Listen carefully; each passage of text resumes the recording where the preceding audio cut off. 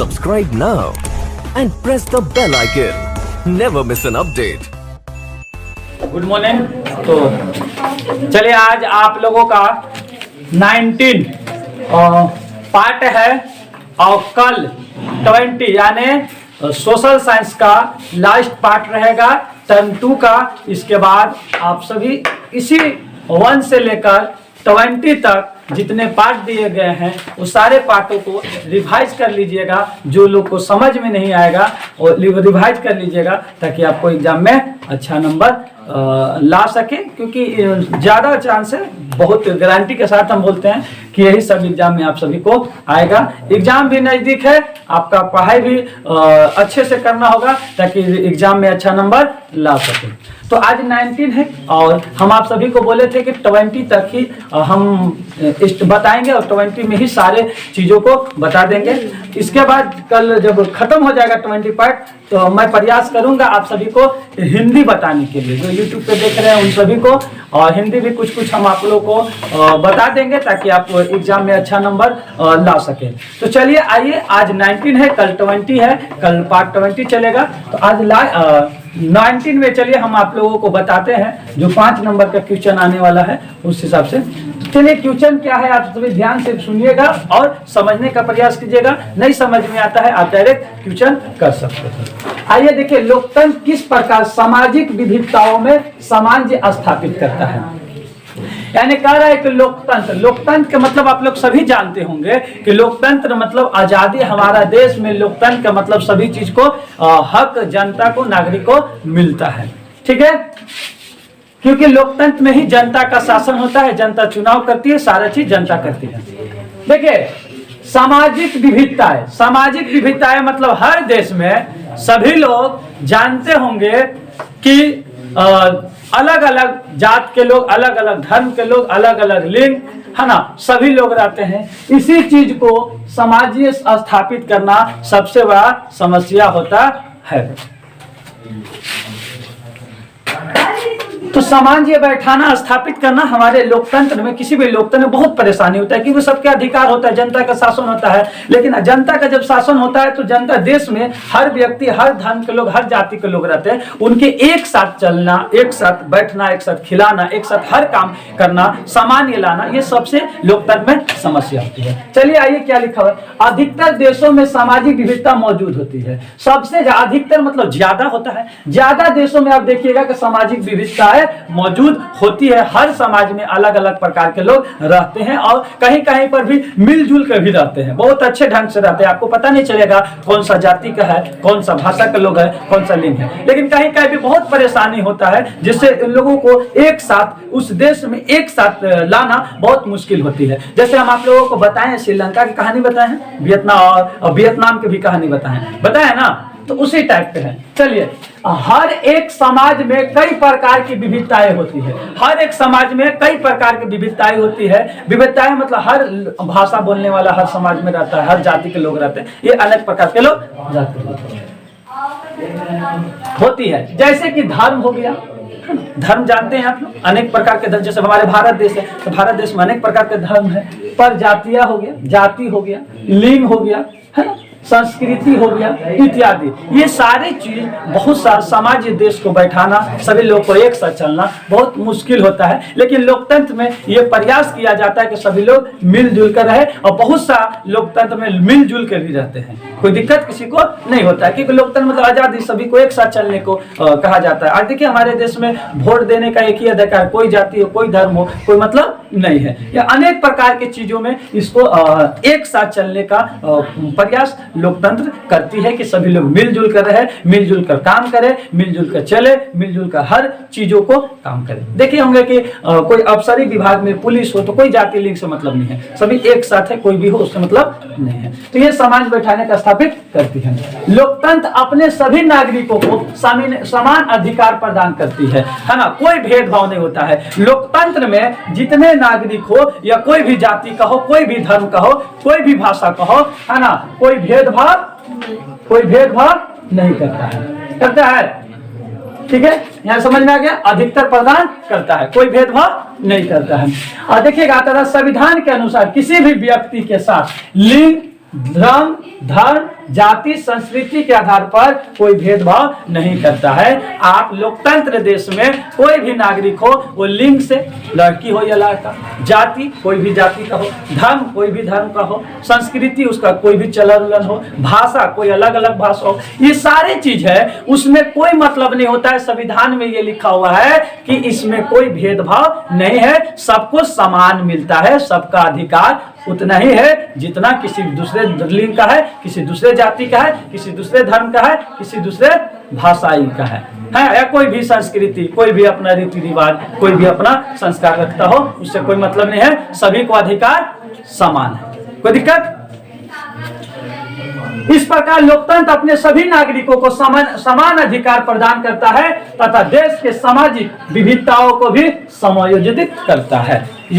यानी देश के सभी लोकतंत्र में देश के जितने नागरिक हैं सभी लोगों को बराबर हक मिलता है। किसी भी जाति को ज्यादा या किसी भी धर्म को ज्यादा नहीं मिलता है। कोई भी धर्म हो, कोई भी जाति, कोई भी लिंग हो, कोई भी भाषा हो, उससे कोई मतलब नहीं है। सभी को एक साथ चलने का प्रयास करवाते हैं। लोकतंत्र के शासन व्यवस्था, लोकतंत्र में संविधान, ये सारा चीज एक साथ चलने का प्रयास करता है।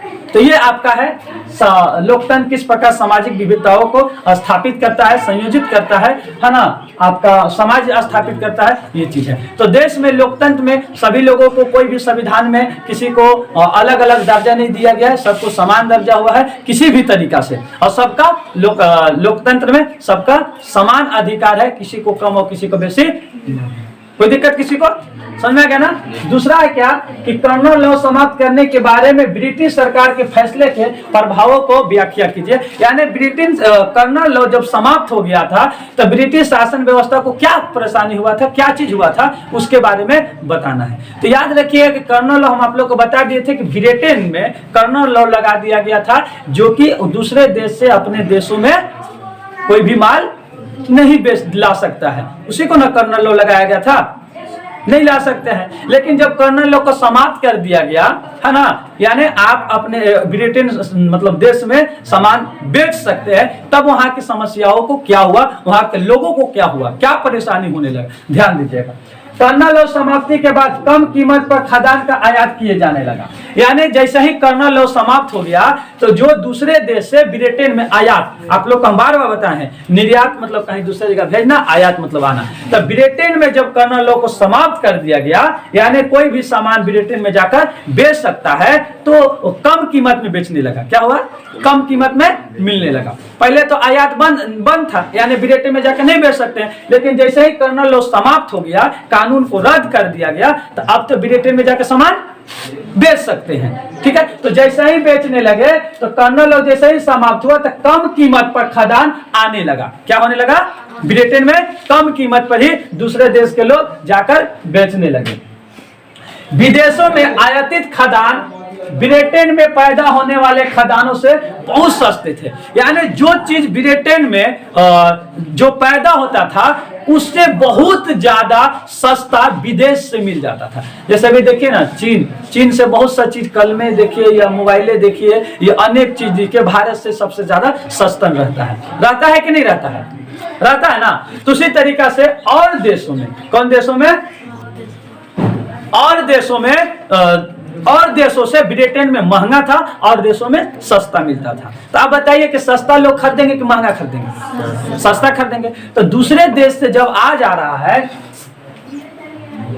जब दूसरे देश से जब सस्ता मिल जा रहा था, महंगा क्यों खरीदेंगे। देखिएगा फिर क्या हुआ, पैदा होने खदान बहुत सस्ते थे, फलस्वरूप ब्रिटेन के किसान आयातित खाद्य पदार्थों की कीमतों का मुकाबला नहीं कर सके। यानी जो ब्रिटेन के जो किसान थे, जो खेती करते थे, वो दूसरे देशों से मुकाबला नहीं कर पाते थे, क्योंकि ब्रिटेन के लोगों को ज्यादा पैसा लगता था मतलब खेती करने में, फसल उगाने में, है ना, और विदेश से सस्ता मिल जाता था। तो बताइए, कोई भी खेती करेगा, या आप कीजिए या हम करें, जब तक उसमें फायदा अगर नहीं होगा तो आप बेचिएगा, नहीं बेचिएगा। तो दूसरा देश से जब सस्ता मिल जा रहा है तो आप खरीदिएगा सस्ता या महंगा। लोग ये नहीं देखता है कि ये हमारे देश का है, सामान महंगा भी मिल रहा है तो हम खरीद लेंगे क्योंकि हमारे देश का आय बढ़ेगा, ये नहीं सोचते। ये सोचते हैं कि बस किसी भी चीज को मतलब नहीं, सस्ता मिल रहा है।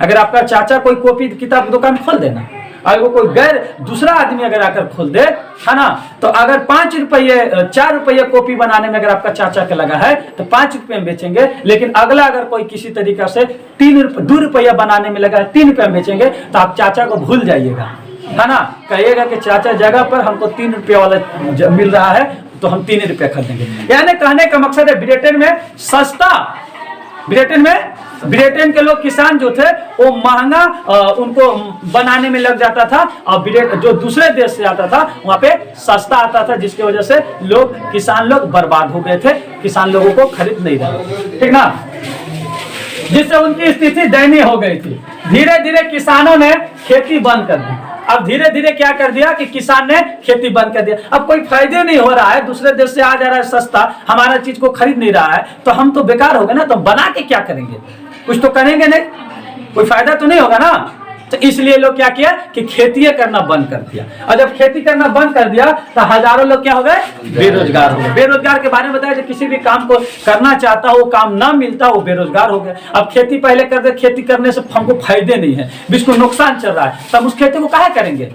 पैसा कोई काम करता है अपना पैसा कमाने के लिए, कोई काम करता है अपना जीवन को यापन करने के लिए। अब बताइए कि घर से ही अगर खर्चा हो तो ऐसा काम करने से क्या फायदा, कोई फायदा नहीं है। तो किसान लोग क्या किया कि खेती करना बंद कर दिया, और जैसे ही बंद कर दिया तो क्या हो गया, वो बेरोजगार हो गए, है ना। अब गांव के गांव वीरान हो गया, क्योंकि सब लोग बेरोजगार हो गए, तो अब तो रोजगार खोजना होगा ना। तो लोग क्या करने लगे, गरीब किसान शहरों तथा अन्य देशों में जाने लगे। यानी शहर जो देश था, गांव के तो किसान करिए नहीं, खेती नहीं कर रहे हैं, तो करेंगे क्या, तो लोग क्या करने लगे कि शहर में जाने लगे या फिर दूसरे देशों में जाना शुरू कर दिया। समझ में आ गया। तो कर्नल लॉ के बारे में समझ में आ गया कि कर्नल लॉ समाप्त करने के बारे में क्या हुआ। कर्नल लॉ समाप्त करने के बाद तो यह मालूम होगा कि कर्नल लॉ समाप्त पहले नहीं था, जब ब्रिटेन सरकार जो थे वो कानून लागू कर दिए थे कि कोई भी देश हमारे देश में कोई सामान नहीं बेच सकता है। लेकिन ये कर्नल जैसा ही लॉ समाप्त हो गया तो अब दूसरा देश ब्रिटेन में जाकर बेच सकता है। तो जब बेचने लगा तो ब्रिटेन के जो लोग थे वहां का इतना सस्ता दूसरे देश से सामान आने लगा, जो कि वहां देशों को खरीदने पर मजबूर हो गए, दूसरे देश के सामान खरीदने लगे। तो किसान लोग खेती करना बंद कर दिए, क्योंकि कोई खरीदिए नहीं रहा है, क्योंकि विदेश से सस्ता आ जा रहा है। हम लोगों को ब्रिटेन लोगों को कम बनाने में लगता है पैसा, ज्यादा पैसा लगता है और सस्ता माल देना पड़ता है, जिसकी वजह से वहां के किसान लोग खेती करना बंद कर दिए। और खेती करना बंद कर दिया, और बंद करने के बाद वो शहर की ओर जाना शुरू कर दिए। कोई दूसरे देश में जाने लगे और कोई अन्य देशों में जाने लगे, कोई शहर का रुख कर लिए, क्योंकि कोई फायदा नहीं है। तो किसान क्या करेगा, बेरोजगार हो गया, तो दूसरे देश में नहीं जाएगा तो क्या कर सकता है ना। तो बस यही आपका था। तो आप सभी को समझ में आ गया होगा। कोई दिक्कत होगा, जो भी यूट्यूब पे देख रहे हो 10 क्लास के स्टूडेंट या और अदर भी नहीं समझ में आएगा, कमेंट कर सकते हैं, और लाइक शेयर सब्सक्राइब कीजिए। बस आज के लिए इतना, धन्यवाद। Subscribe now and press the bell icon.